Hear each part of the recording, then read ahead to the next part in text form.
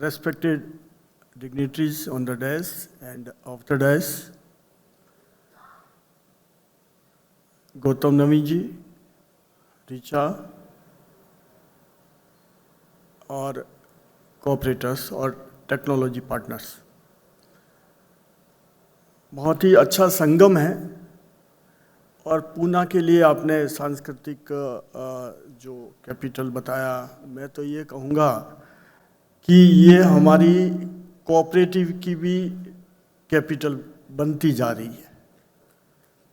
हर साल यहाँ पे हम लोग आते हैं, आज गौतम जी ने बुलाया, कल को और भी बुलाते हैं, लेकिन पूना जरूर आना होता है। अच्छी बात है दोस्तों। एक बात तो श्योर है कि हम इतने सालों से बैंकिंग कर रहे हैं, लेकिन कुछ सालों से हमें जो टेक्नोलॉजी की वजह से कुछ कन्फ्यूजन्स भी है, चैलेंजेस भी है, कुछ बेहतर होने की ट्राई भी कर रहे हैं, लेकिन कुछ उस दुविधा में भी फंसे हुए हैं कि जैसे कहते हैं कि मैं कुछ बेहतर ढूंढ रहा हूँ, घर में हूँ, घर ढूंढ रहा हूँ, जाने किसकी गर्दन पे है, मैं अपना सर ढूंढ रहा हूँ।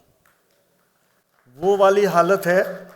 छोटी बैंक है, नो डाउट हमें कुछ मालूम नहीं पड़ रहा है कि उनकी टेक्नोलॉजी कॉस्ट और कॉस्ट इफेक्टिवनेस किस तरफ, इतना ऊपर से भी दबाव है, बाजार में भी कंपटीशन है, कस्टमर भी चाहते हैं, नई जनरेशन के कस्टमर्स को भी जोड़े रखना है और सर्विस भी देनी है। ये सारे इश्यूज है।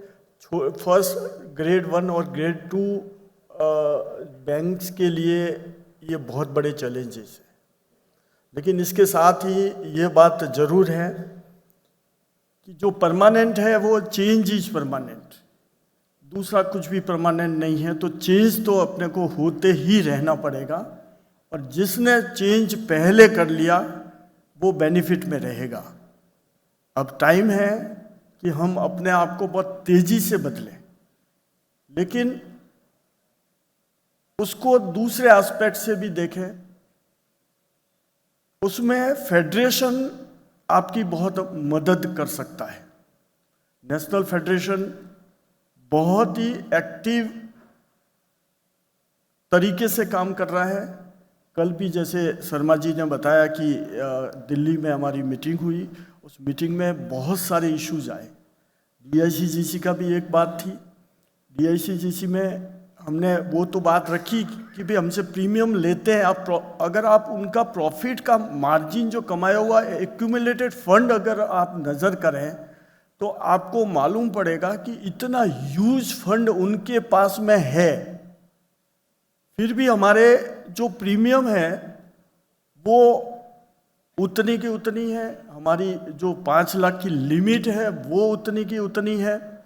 और इसके ऊपर भी जैसे 5 लाख की डिपॉजिट हमारी सिक्योर्ड है, लेकिन 5 लाख से ऊपर की डिपॉजिट है वो जैसे कि ऐसी बैंक में कुछ ऐसी परिस्थिति बन जाती है और वहाँ पे अगर ऐसी उसका बैंक का लाइसेंस कैंसिल हो जाता है तो जो रिकवरी है वो पहले तो आप DICGC को दीजिए और बाद में बचेगी तो 5 लाख एंड एबो वालों को आप दीजिए। क्यों? कुछ गुनाह कर लिया? आपको तो हमने प्रीमियम दिया था। हमारे जो बड़े डिपॉजिटर्स हैं उनको पैसा जब मिलता है जब DICGC पूरी कंप्लीट अपनी रिकवरी कर लेती है। तो हमने ये भी बात रखी कि क्यों नहीं उसको प्रोपोर्शनेट कर लिया जाए। अगर 60% पैसा DICGC ने दिया है तो 40% उनको भी रिकवरी में से हिस्सा दिया जाए। तो ये कुछ DICGC के इशू है। जब RBI से हम रेज करते हैं तो उनका अपना मानना है कि DICGC का एक अलग से एक्ट है और वो अलग मेंटेन होता है, तो उसमें भी चेंजेस की काफ़ी ज़रूरत है।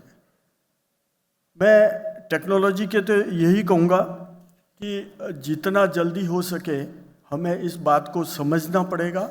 और फेडरेशन के लेवल से अगर आप बार्गेनिंग करेंगे तो हमारे जो टेक्नोलॉजी पार्टनर्स हैं उनको भी सहूलियत होगी और हमें भी उसका कॉस्ट में बेनिफिट मिलेगा। इसलिए ज़रूरी है, एक नेफकप में जो मेंबरशिप की बात आई थी, हम करीब करीब 1450 बैंक हैं और अगर हम मेंबरशिप देखें तो केवल 1/3 है।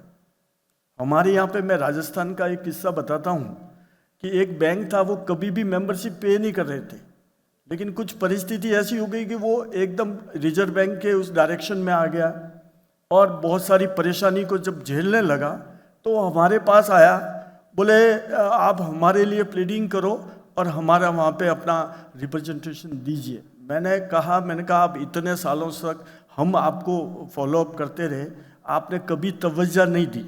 उसने बहुत अच्छी बात कही कि भाई ठीक है, हम तो आपकी संतान हैं, आप तो हमारे पिता हैं, जो पुत्र है वो कुपुत्र हो सकते हैं लेकिन बाप तो बाप है।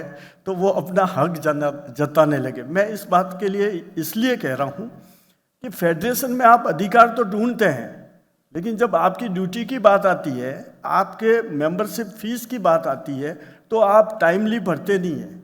अब ये देखिए कि नेफकप जो इतने लेवल पे, इतनी लास्ट ईयर भी फंक्शन किया, इस बार भी हम कर रहे हैं, लेकिन इसके अलावा जो एडवोकेसी कर रहा है, जिस प्लेटफॉर्म पे एडवोकेसी कर रहा है, उसके लिए आप लोगों का सबका सपोर्ट चाहिए।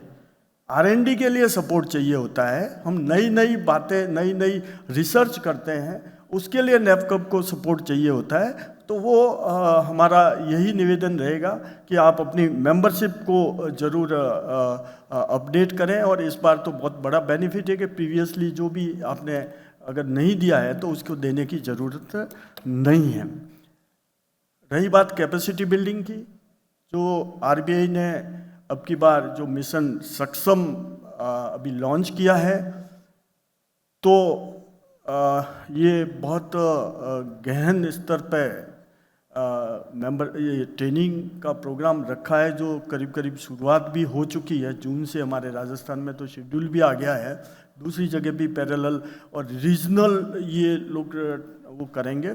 तो डायरेक्टर्स का सक्षम होना बहुत ज़रूरी है। डायरेक्टर्स को और स्टाफ को ये अलग अलग लेवल पे अपनी ट्रेनिंग दे रहे हैं, सर्टिफिकेशन भी करेंगे। तो ये हमारे लिए एक बहुत अच्छा अपॉर्चुनिटी है कि हम लोग उसको इसमें पूरा सहयोग करें और जल्दी से जल्दी हमारा ये कोर्स जिसके लिए भी है, सभी के लिए है और सब लोग उसको अटेंड करें। लेकिन ये बात ज़रूर है कि टेक्नोलॉजी का भी समावेश बहुत अच्छा हो गया है। RBI भी चाहती है कि हमारे यहाँ जो अच्छे से अच्छे क्वालिफाइड लोग आ जाएं, लेकिन एक चैलेंज और है कि क्या हम उतने हाईली क्वालिफाइड लोगों के साथ में हमारा का जो कोऑपरेटिव स्ट्रक्चर है वो क्या जिंदा रह पाएगा?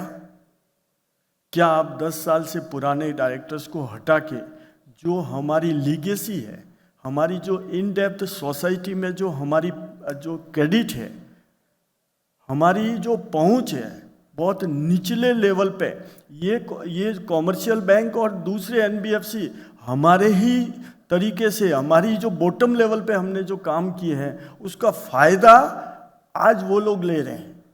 उन्होंने हमारे मॉडल को अपनाया है और वो बेनिफिट ले रहे हैं। तो हमारी जो जितनी पहुंच है वो पहुंच क्या कायम रह पाएगी? जो इस तरीके से हमारे ऊपर जो बंधन डाले जा रहे हैं, उस बंधन में आके क्या हम क्वालिफाइड होने की 51% ऐसे डायरेक्टर्स होने चाहिए, वो होने चाहिए। तो कम्युनिटी में हमारी जो वर्किंग एरिया है और हमने इतने सालों तक हमारी जो वहाँ पे क्रेडिट बना के रखी है, वो अफेक्ट होगी या नहीं होगी, इस बात पे भी ज़रूर और ज़रूर परीक्षण होना चाहिए। कुछ इश्यूज ऐसे हैं जो स्टेट वर्सेस RBI के हैं। RBI के सर्कुलर्स कुछ और बोल रहे हैं, स्टेट गवर्नमेंट में जो कोऑपरेटिव डिपार्टमेंट के सर्कुलर्स और जो एक्ट है, रूल्स है, वो कुछ और बोल रहे हैं। तो हमें दोनों तरफ से हमारी ये प्रॉब्लम होती है। हमने ये भी रिक्वेस्ट की है कि अगर आपका आरबीआई का सर्कुलर वो बोल रहे हैं कि हमारा सुपरसीड करता है, तो क्यों नहीं एक ऐसा सर्कुलर सभी गवर्नमेंट को, स्टेट गवर्नमेंट को भेज दिया जाए कि जहाँ पर भी फाइनेंशियली मैटर्स होंगे वहाँ पे आरबीआई के जो सर्कुलर्स है वो प्रिवेल करेंगे। उस बात पे भी उनकी छुप्पी है, बोले नहीं नहीं ये तो हमारा काम नहीं है। तो ये भी एक थोड़ी प्रॉब्लम तो है ही है। खैर बहुत सारे इश्यूज यहाँ पे आप लोग जो हमारे विद्वान स्पीकर्स थे उन्होंने रखे हैं, और मैं पुनः क्रेस्ट इन्फो मीडिया को बहुत बहुत धन्यवाद देता हूँ कि जिन्होंने नेशनल लेवल तक की ये प्रोग्राम रखा, और सभी जगह से आज यहाँ पे हमारे कोऑपरेटिव्स, लीडर्स और टेक्नोलॉजी पार्टनर्स यहाँ पे आए हैं। बहुत बहुत धन्यवाद। जय सहकार।